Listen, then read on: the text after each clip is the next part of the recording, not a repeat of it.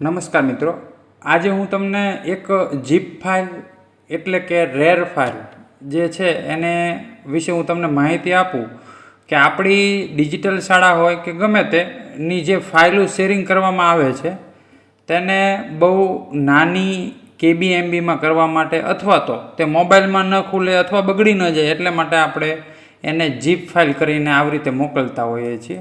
એટલે તમને GR, રોજમેડ કે પરિણામની આવી ફાઇલો વોટ્સઅપ મારફતે તમારી શાળાની મોકલવામાં આવે છે. તો આને સૌથી પહેલાં આવી દેખાતી હશે અથવા તો આ જે ફાઇલ છે એને કદાચ તમારા PCની અંદર આવી રીતે પણ દેખાતી હોય, બરાબર. તો આ બંને છે એ જીપ ફાઇલ છે. તો જીપ ફાઇલ છે તો એને આપણે અનજીપ કઈ રીતે કરવી, કારણ કે જો આ જીપ ફાઇલ છે, દાખલા તરીકે રોજમેડની ફાઇલ છે, એને તમે આવી રીતે આમ ખોલશો તો અંદર એક્સેલ ફાઇલ તમને દેખાશે. આ એક્સેલ ફાઇલ છે, પણ આને એક્સેલનો સીધો આપણે ઉપયોગ કરવાનો નથી. અહીં ક્લિક કરીને ઉપયોગ કરવાનો નથી. પછી આ રિઝલ્ટની ફાઇલ છે તો અંદર જોશો તો આવી રીતે ફાઇલ હશે, પણ સીધો અહીંયા ક્લિક કરી ઓપન કરવાનું નથી. સૌથી પહેલાં એને એક્સટ્રેચ કરવું, મતલબ અંદરથી જે ફાઇલો છે એનો એક સેટ બહાર કાઢી લેવો, બરાબર. એટલે EGR હોય, રોજમેડ હોય કે રિઝલ્ટ હોય. દાખલા તરીકે આ રોજમેડની જે જીપ ફાઇલ છે તો એના ઉપર રાઇટ ક્લિક કરી અને તમે એની અંદર બીજા મેનુ જોશો તો એક્સટ્રેચ હિયર છે. હું તમને અલગ અલગ રીત બતાવું છું કે આમાંથી એક એક્સેલ બારી લેવાની છે. એક્સટ્રેચ હિયર કરશો એટલે એક્સેલની એક કોપી બારી આવી જશે. હવે આ કોપી છે એને તમે કોઈ પણ જગ્યાએ લઈ જઈ અને કામ કરવાનું છે. આ જીપ ફાઇલ છે એ તો તમારી પાસે પડેલી રહેશે જ, પણ આ જે એક્સેલની ફાઇલ બારી આવી ગઈ છે એની ઉપર રાઇટ ક્લિક કરી અને પ્રોપર્ટીમાં જો અહીં નીચે અનબ્લોક આવતું હોય તો કરી અને સીધો આનો ઉપયોગ ચાલુ કરવાનો છે. દાખલા તરીકે આ જે છે એને આપણે અલગ અલગ વર્ષ પ્રમાણે બનાવી દીધી રોજમેડ.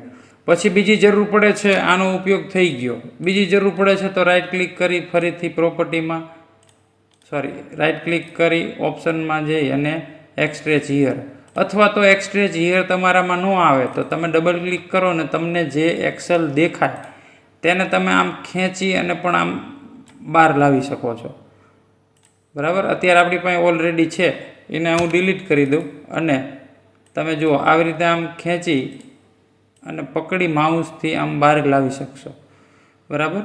એવી જ રીતે પછી તમે તમારી રીતે રોજમેડના જે ફોલ્ડર બનાવો તેની અંદર મૂકી શકો. આ રિઝલ્ટની ફાઇલ છે તો એને આપણે રાઇટ ક્લિક કરી અને એક્સટ્રેચ હિયર કરશો તો બધા ધોરણની ફાઇલો છે એ તમને બહાર મળી જશે, બરાબર છે. તો આ જે ફાઇલો બધી બહાર દેખાય છે તમને, અત્યારે હું એને ડિલીટ કરી દઉં છું. અથવા તો બીજી રીત મેં તમને કીધી એમ તમે આવી રીતે ડબલ ક્લિક કરો અને તમને એક્સેલની ફાઇલો બધી દેખાય તો તેને તમારે બધી સિલેક્ટ કરી અને આમ ખેંચીને પણ આમ બારી લાવી શકો છો, બરાબર. અને રિઝલ્ટની ફાઇલો છે એને તમને વિડીયોમાં આગળ આવશે કે ભાઈ STD3 કરી અને એમાં ત્રીજા ધોરણની ફાઇલ આમ મૂકવાની છે. પછી STD4 કરી અને એની અંદર ચોથા ધોરણની ફાઇલ મૂકવાની છે, બરાબર. 2007 એક્સેલ ઉપયોગ કરતા હોય તો ઇન્સ્ટોલ કરવાનું છે, આ ફોન્ટ છે એ ઇન્સ્ટોલ કરવાના છે. એટલે આવી રીતે ધોરણ વાઇઝ ફોલ્ડર બનાવી અને પછી રિઝલ્ટની ફાઇલનો ઉપયોગ કરવાનો છે. રોજમેડની ફાઇલનો ઉપયોગ કરતા હોય તો રોજમેડની અંદર પણ એવી જ રીતે તમે ઉપયોગ કરી શકો કે એજ્યુકેશનનું છે, એજ્યુકેશન 2025-26નું તમારે બનાવવું છે તો આની અંદરથી એક કોપી તમે બારી લઈ લેશો. અત્યારે રિઝલ્ટની ફાઇલ આપણે જરૂર નથી એટલે ડિલીટ કરી દઈ છે. રોજમેડમાં પણ એવી જ રીતે આની અંદરથી ખેંચીને પણ લઈ શકો, એક્સટ્રેચ હિયર કરીને પણ લઈ શકો. આવી રીતે આમ ખેંચશો, આ કોપી આવી જાય એને આમાં મૂકી દેવાની. પછી માન લો PFMSનું બનાવવું છે તો PFMS 2024-25નું બનાવવું છે તો પણ આ અપડેટ રોજમેડ છે એની અંદરથી એક કોપી લઈ અને આમાં મૂકી દેવાની છે, બરાબર. આવી રીતે તો આવી રીતે જીપ ફાઇલમાંથી કઈ રીતે કોપી બહાર નીકળે તેનો તમને બરોબર ખ્યાલ આવી ગયો હશે. હવે તમે આ ફોલ્ડરની અંદર રહેલી કોપી જે છે એને રાઇટ ક્લિક એક વખત કરી પ્રોપર્ટીમાં જોઈ લો, અનબ્લોક આવે છે તો કરી દો, બરાબર. અને પછી આનો ઉપયોગ કરશો તો બધી માહિતી સેવ થશે.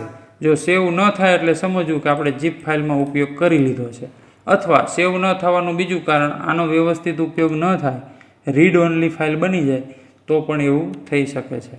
આશા રાખું છું ઝીપ ફાઇલમાંથી એક્સટ્રેચ કરવું અથવા ખેંચીને બહાર લાવવું તે તમને ફાવી ગયું હશે. નાના એવડા વિડીયો દ્વારા તમારી ઘણી બધી મહેનત બચી જશે. હવે બધું સેવ થશે જો ઝીપ ફાઇલમાંથી આવી રીતે ફોલ્ડર બનાવી અને ફાઇલ બારી લેશો તો બધું સેવ થઈ જશે. અસ્તુ.